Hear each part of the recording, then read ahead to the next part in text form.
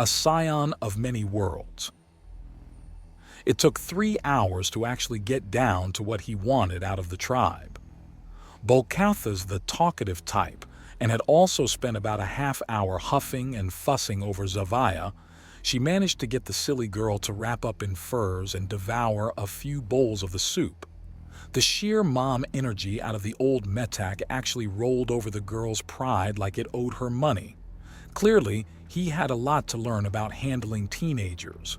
Still, payment accepted, and runners, flyers sent to the neighboring tribes to let them know about the work. The mountain clans are odd in that it's all elders, mothers growing into elders, the very young and visitors only. The youthful and strong of the tribes are all out wandering the world the way Magrika was. Apparently, Magrika was singularly skilled for finding trouble and getting stuck into odd situations. Of course, it comes out that he and Magrika have been having sex, and once the younger generation are shooed off him as they all starts asking questions that they really shouldn't, Jasper manages to get a fairly straight-laced explanation out. The term mutual burning loins is still weird to him, but a small weird considering he's in the tribe of Amazon midget imps and is merely 2 to 3 tiny bits of cultural knowledge away from being declared son-in-law. Thankfully, the representatives of other tribes arrive quickly enough, and with Bolkatha having effectively no patience for bullshit, things are hammered out quick. They do have a condition, though, one that they clearly thought was a deal breaker. He has to participate in the hunts. Apparently, his telling them that was the plan the whole damn time was not what they were expecting. At this rate, he's going to single-handedly give the Urthani a reputation as a warrior people. The swords are passed around, and in general, it turns out this is going to be the first real hunt for about a quarter of the warriors he's got. The weapons will be going to those ones so they can get good and blooded in the world outside, as there's an entire generation ready to kick off and go adventuring at this point. That's fine with him, especially as this is also a final party for a bunch of older Metak as well. Most stop adventuring when they go out to get themselves pregnant due to the grand midwives. Their tendency for twins, triplets, and even quadruplets means that the population numbers are high despite their isolation. Of course, this leads to many of them feeling kind of empty when their daughters head out into the world and by tradition they have to stay home. Those that aren't down limbs or other such crippling wounds get very restless and work to keep the area surrounding the mountains completely clear of danger. Still, they can only talk for so long, and the sooner they start the hunt, the sooner it's finished, and the people of Miru and Greenstone are fed. With Zavaya in his arms, he leads the vast majority of the Metak, with the younger and more energetic members zooming around to try and spot something. Bolkatha has insisted on coming and keeps pace beside him with ease. The plan is simple. He brought 10 bundles of swords, so each of the 10 clans contacted will bring 10 beasts of any type he helps hunt to Greenstone and Miru in his name. But he has to be the majority warrior for at least one of each type of beast. They're testing him. Fair enough. This is ripcoil territory. Their hides are their greatest weapon. Dagger-covered trunks of flexible hatred. These knife-scaled snakes grow fast and strong. Their eyes are a weakness, as is the mouth, but it only opens its mouth to eat or drink. She explains as she keeps pace with Jasper, who's joined the search pattern to find something to attack. When you say knife-scaled, does that mean they're merely really sharp, or is there a ridge that makes it seem like a knife blade is sticking up through the scale? Jasper asks, as he catches a twinge of something moving. Both. Really sharp at all edges and an extra edge, Bolkatha answers before Jasper swoops down to find an odd pattern in stone. He gathers flame in his mouth and spits it out. The entire pattern flinches away as a serpent so huge that if it were lying down would be as tall as he is, hisses in outrage and rears up high enough to take a snap at them. He launches away even as Zavaya reflexively blasts it with a pummeling of light right to the eyes. The monster flinches back. "Good instincts, girl," Bolkatha says, and Jasper nods. I'm going to set you down some distance away as I kill the thing. Bolkatha, can you watch her?" "Easily enough," Bolkatha remarks, and he dives to the ground not too far away and sets down Zavaya. "But what are you—" "I'll be back," he answers, launching himself at the ripcoil so fast his eyes reflexively close. Thankfully, his antennae still work perfectly fine at great speed, and he brings out his swords to slash the beast even as he dodges a lunge. The wave-bladed weapons skid off the scales of the monster, and the entire creature shifts to attack again. He janks to the side in order to dodge even as his eyes open. The enormous creature isn't looking at him. He can see the slits in the armor where the eyes would be, but they're closed as it's wisely protecting itself. A series of tiny holes in the forwardmost scales lets him know how it's finding him without sticking its tongue out to taste the air. It's heat sensitive. No wonder it jerked back so hard at the fire. He lets out a tongue of flame and it jerks around to try and understand what's going on. The sudden spikes in temperature are clearly like setting off a flashbang in its face. The thing's lower body starts shifting around as it prepares for something as the metak descend upon it, and near the back of its head, its scales are struck again and again by the monster hunters. They fly out of range before the serpent can react, but it does react and turn away from Jasper, who charges and aims for the scuffed scales the girls have been working on. He can see the plan. If the armor has no chink, make one. It turns back around in a hurry to try and bash him with its bladed body. He dips back a little, moving in ways his wings don't normally allow, but he has axiom, so fuck physics. He does, however, dive after it and force its momentum against it to keep it moving in a certain direction. The metak are relentless. Numerous flyby attacks as they chip away at the scales over and over. Everyone knows what to do, and they're more like a flying chainsaw than anything else as they rip out the scales. The monster tries to turn to attack, but Jasper just won't get out of its face and refuses to let it even perceive them until they rip at its protective scales more and more. Then, with an audible crack, one of the scales is shattered and there's a slight cheer from the flight of metak. "Kill the beast!" one of them shouts, and it quickly grows into a chant as the tribal women scream for blood. Jasper sheathes the left sword and seemingly vanishes from in front of the serpent before reappearing with his claws, grabbing onto the blades and then jamming his sword right into the weak point. Axiom is running fast and hard through his extremities in order to stop his claws from being cut into, even as he plunges the sword right into the brainstem of the beast. Its eyes open for the first time, and they're purely golden orbs with a black slit in the middle. It unveils enormous fangs as the serpent tries to scream before the light fades from its eyes and it collapses to the ground. Jasper's wings flare out and he remains in the air and lets the monster slide off his sword. Tiny white lines trace along his foot claws and left hand claws to show that even with axiom, that creature's scales scratched him hard. "Snake Rider," someone shouts. "Knife Walker," is the answering call. Still just Jasper. He replies, running some axiom down his sword to clean it off and sheathing it as he dives down alongside the metak to examine the corpse. Many of the small girls are already ripping off scales and tossing them into pouches. Trophies are fine, but the meat needs to get to Greenstone and Miru. The people there are staring down a famine. We know. A lot of the girls chime out, and there's a huge flurry of movements as they use their wings to rip the scales off. He can sense Bolkatha carrying Zavaya close, and he glances backwards to her. Zavaya says nothing as she looks over the flurry.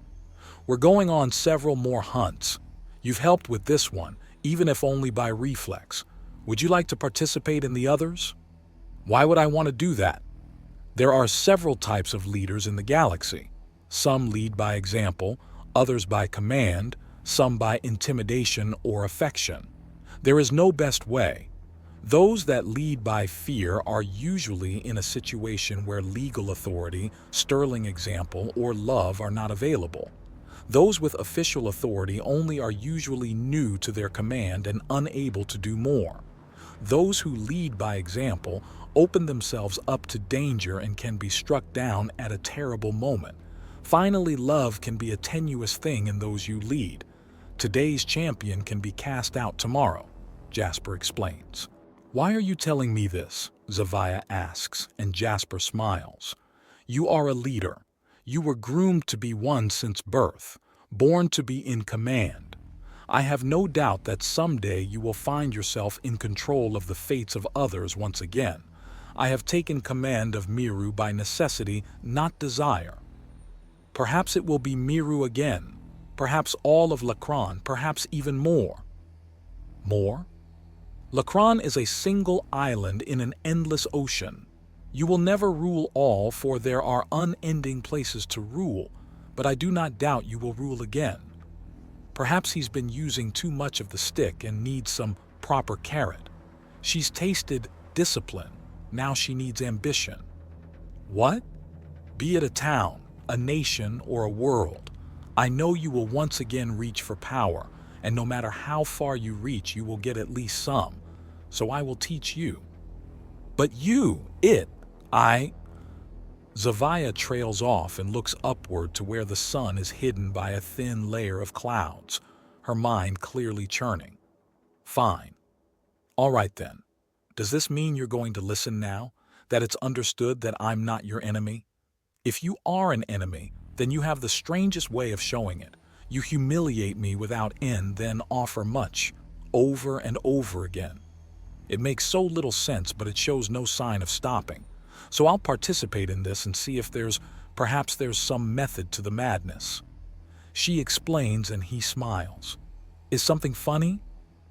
Only that you speak very formally for a child your age. I'm not a child. By undaunted standards you are. Granted by the standards of others, the undaunted are nothing but children playing at being heroes. By those standards you're newborn.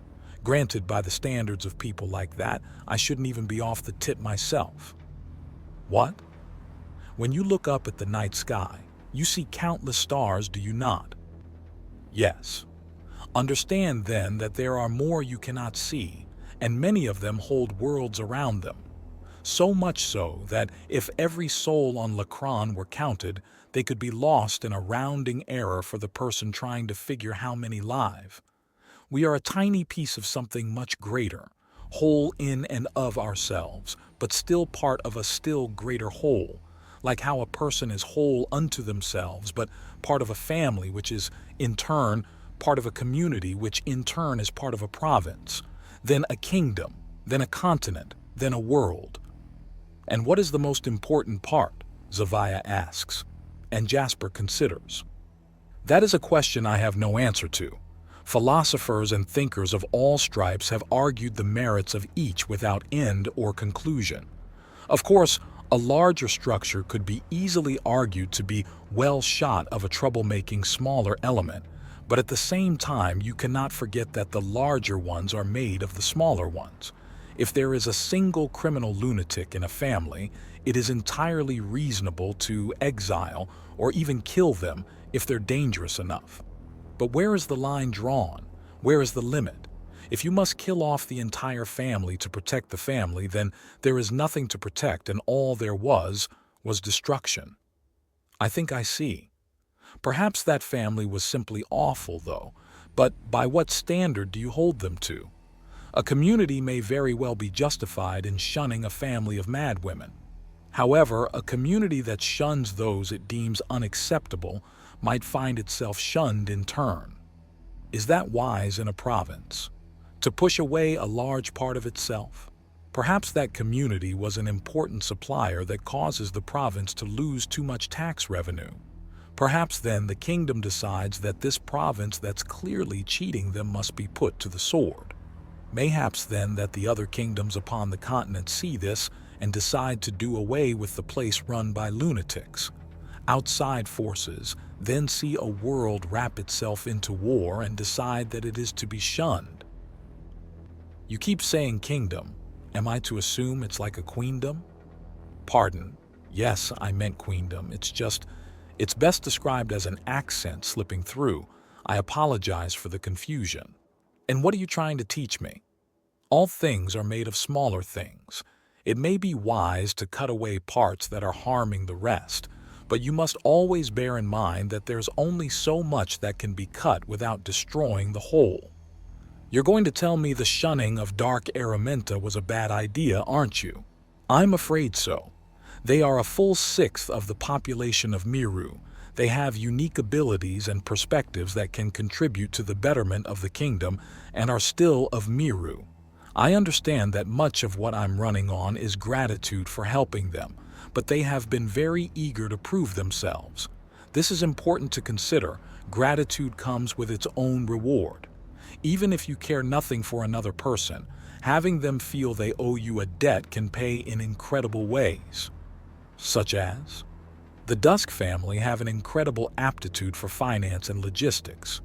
With me to put them where they can work their magic, they've quickly given me a complete picture on many of Miru's problems, and with that in hand, I've been able to work at fixing them. So the dark does have use. Well, you don't fall asleep staring at the sun, do you? Jasper jokes. But to be more practical, it wasn't their element that interested me. It was their aptitude as merchants and traders.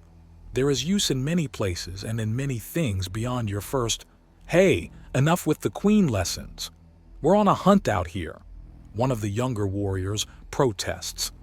Most of the activity had died down in that many of the warriors had gathered all the trophies that they wanted.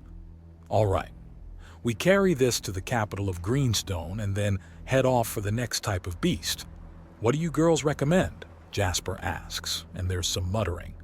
The three-horned, one of them announces, and Jasper starts to wonder if maybe this world was technically Jurassic, or was it Cretaceous? He doesn't really know the dinosaur eras. The Dusk family have an incredible aptitude for finance and logistics. With me to put them where they can work their magic, they've quickly given me a complete picture on many of Miru's problems, and with that in hand, I've been able to work at fixing them. So the dark does have use. Well, you don't fall asleep staring at the sun, do you? Jasper jokes. But to be more practical, it wasn't their element that interested me. It was their aptitude as merchants and traders. There is use in many places and in many things beyond your first, "Hey, enough with the queen lessons. We're on a hunt out here," one of the younger warriors protests. Most of the activity had died down in that many of the warriors had gathered all the trophies that they wanted. All right, we carry this to the capital of Greenstone and then head off for the next type of beast. What do you girls recommend? Jasper asks, and there's some muttering.